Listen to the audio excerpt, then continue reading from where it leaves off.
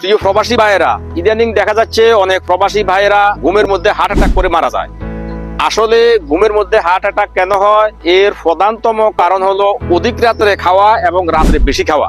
এর কারণ হলো আমাদের সকল অঙ্গেরই কিন্তু একটা রেস্টের সময় আছে। আমাদের লিভার, হার্ট, কিডনি সবগুলো আপনি যখন ঘুমাবেন, রাত্রে ঘুমাবেন, তখন সকল অঙ্গ কিন্তু রেস্ট করে। কিন্তু আপনি যদি অধিক রাত্রে খান এবং রাত্রে বেশি খাবার খান, তখন আপনার লিভার তো তখন রেস্টের সময়, কিন্তু যখন আপনি বেশি পরিমাণে খাবেন, তখন এই খাদ্যগুলা হজম করার জন্য লিভারের কাজ করতে হবে। আপনার যেমন আপনার 12 ঘন্টা ডিউটি বা 8 ঘন্টা যখন আপনার ডিউটি শেষে আপনি বাসায় যাবেন, তখন যদি আপনার উপরে কাজের চাপ দেওয়া হয়, তখন আপনার কাছে বিরক্ত লাগবে, তখন আপনার হিসাব নিকাশে ভুল হবে, লেখাতে ভুল হবে, ওই যে টেনশনে।